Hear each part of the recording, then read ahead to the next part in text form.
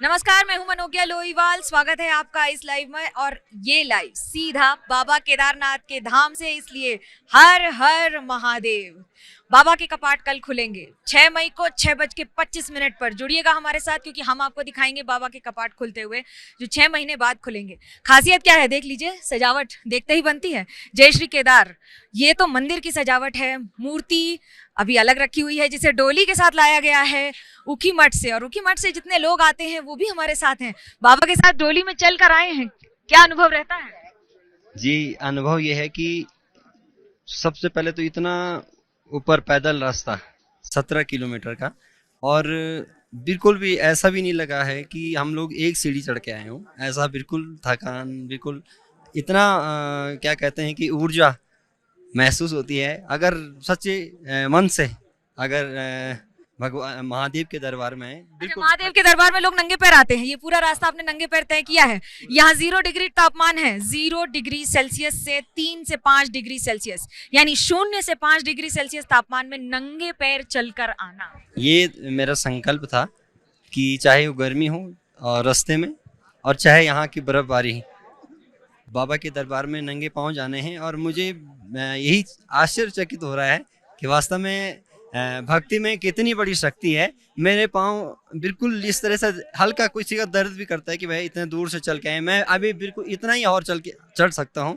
पर यह है कि केवल बाबा के आशीर्वाद से इतना ज़्यादा जो है ऊर्जा महसूस होती है। भगवान डोली के साथ हम नीचे से आए, और मैंने हरिद्वार से इस बार संकल्प लिया था, मैं नंगे पाँव ही जो है बाबा के दर्शन के लिए जाऊंगा। ये उत्साह देखते ही बनता है। लेकिन जो लोग गा रहे हैं उनसे भी पूछते हो, मैं अगर आपको पूजा के समय डिस्टर्ब नहीं कर रही हूँ तो ये जरा गा कर हमें बता दे। बात सिर्फ फिल्म के संगीत की नहीं है, बल्कि उत्साह की भी है। तो मैं अपना ही लिखा सुनाता हूँ कुछ। पहले ये, फिर दूसरा। घूम के जा।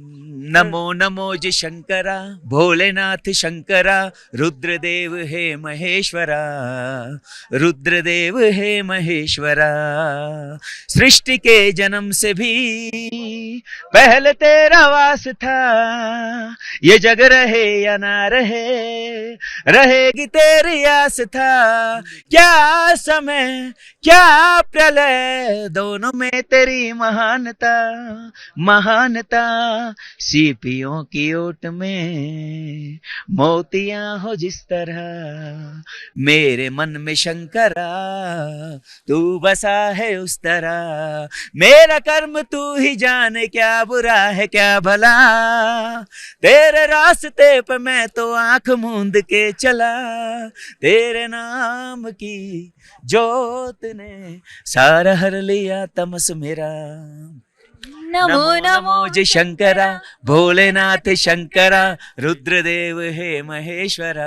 तसल्ली मिलती है गाकर, सुकून मिलता है। मैं बताया, मैं 2011 में आया था यहाँ केदारनाथ, और मैं भगवान शिव और सती को ही मानता हूँ। मेरे गुरु वही हैं, सब कुछ मैंने अपना उन्हीं को समर्पित किया हुआ है। और जब मैं 2011 में यहाँ आया तो मैं बाबा केदार की कसम खा के बोलता हूँ, मुझे साक्षात जैसे आप मेरे सामने हो वैसे उन्हीं के दर्शन हुए। आप अपना लिखा भी कुछ सुना रहे थे? सुना रहा हूँ मैं आपको। मैंने लिखा, बेसिकली मैं लिरिक्स राइटिंग करता हूँ। तो है गाना, हो शिव ही शिव शिव मैं जपूं, शिव से ही मेरी आस है, शिव ही मेरी भूख है और शिव ही मेरी प्यास है।